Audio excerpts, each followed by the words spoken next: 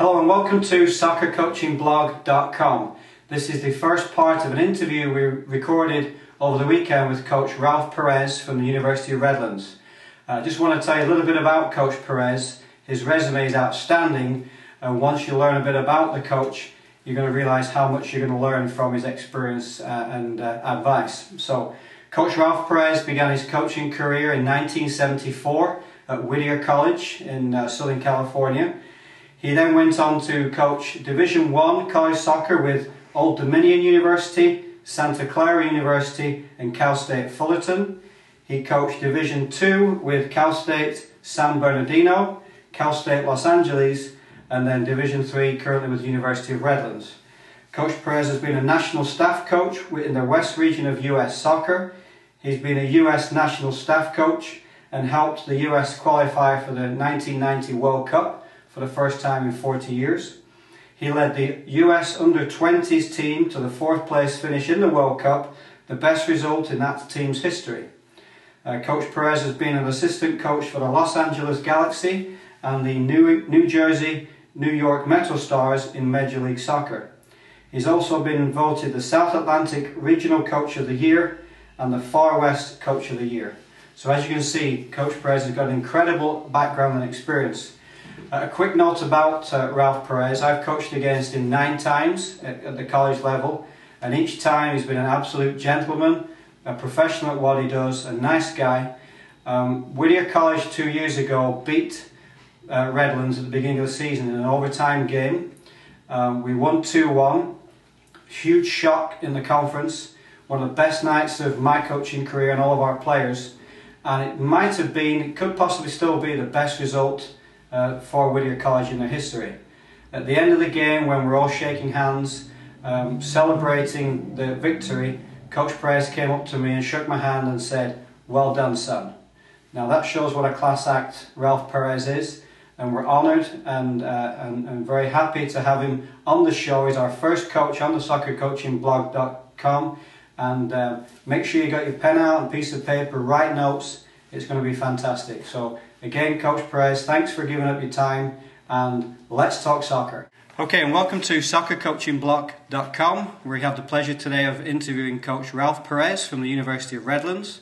This is our first interview for the blog with a top college coach, and we're very honoured and grateful that Ralph took some time out of his day to speak with us today. So thanks, Ralph, and welcome. Oh, it's my pleasure, Paul. All right, sir. So what we're going to do is we're going to run through a number of questions for you to pass on to our coaching community so that they can get something out of the video straight away and take it to the next practice. So first of all, Ralph, can you explain a typical soccer practice, a typical practice that you would run with your players? Well, I think for all coaches out there, whether you're a youth coach, a professional coach, I think the first thing that always has to be is some sort of planning. What your objectives are, what you want to accomplish in that time block that you have allotted for training. And for me, it's always something that I go through with my assistants, making sure they know exactly what we're going to do from start to finish. And when we set up our training, the part of it is there's probably usually anywhere from 2 to 3, sometimes 4 phases of that practice. Obviously, every practice should have some sort of warm-up. Okay. In our warm-ups, they always consist of, most of the time, something with incorporation of the ball. Good. I think that's important, whether it's some sort of individual work or group work. We always try to make sure that in our training that we always are conscientious of size, meaning the size of the area that we're going to use for whatever specific exercise that's next. Okay. We like to call them exercises at Redlands, just simply because for me drill sounds very regiment, sounds very routine. Right. So we make sure that everything we do is predicated to the size with the numbers of players, and that's something that you learn through experience to all our coaches. Right. But for me, what we want to be, why size, is because those are the 2 major elements of the game of soccer in my book, is time and space. Okay. So with certain size, if it is very big, then it's going to give you a little more time, and it's going to give you a little more opportunities to be successful. If I want to shrink that size, then that also puts the players into a more difficult situation as far as their time with the ball. Okay. And that comfort zone with the ball is important to me. So always something, a part of practice, maybe in that warm-up, is something technical. Maybe it's passing, maybe it's dribbling, maybe it's just ball control. So I think with all coaches, you know, I try to have it not as a set routine, right, but something that has a little bit of variety to it. So in a practice, how much time would you say you spend on finishing? Do you always put finishing in a practice, or is that certain times of the week, or what do you do about that? Well, one of the things I always try to have at the end of every training session is something that's going to goal. Right. Whether it's one goal, a counterattack goal, small goals. We always try to get that mentality of going to goal. I think that's important. Okay. I think also by going to goal, it brings in a very important element into training. It helps your defenders know which way is goal side, right, which side is there. The game gets compact. Dealing with the compactness of the lack of space when you get near goal is a real problem for all players at every level. Right. And I think it's a greater problem. One of the lessons learned from the '06 World Cup, listening to Bruce Arena speak, is that that's our problem in America right now, is that our players have difficulty breaking down a compact defense. Our players have difficulty breaking down, getting behind the opponent in the final third. And that really comes with probably sometimes the specialty of an individual player that can maybe break it down with his dribbling, with his passing skills. Okay. Now it's interesting you mentioned that at Redlands you call drills exercises. Correct. Okay, in my sessions we would call them sessions, funnily enough, so that's the term I used. One of the things we're focusing on this blog is to help coaches who've been on the internet or got a book or a DVD and said, hey, that's a cool drill, I'm going to try that with my players. It's easy to put a drill together where A passes to B, B lays it off to C crosses it, and A and B go and finish. That's the mechanics of the drill. Right.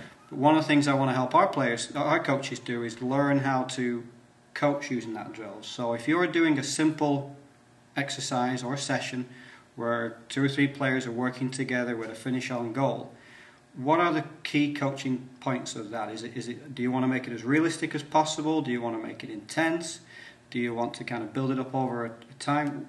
How do you focus on an exercise, as you call it? Well, I think that every time we train, I think one of the objectives always is to get better, and right. So what we realize always in just that exercise that you're just saying there, it requires good passing skills, and then it requires a more finer art of the skill, a very difficult art, in my opinion, crossing of the ball. Because right. I learned this from Andy Roxburgh, former Scottish coach. Yep. Crossing has to become a pass. Right. So when you cross the ball, it's just not putting it in the mixer. It's not just centering the ball. Right. It's really trying to find and identify where is the danger and who is open and where is the opponent, and also knowing the range of the goalkeeper.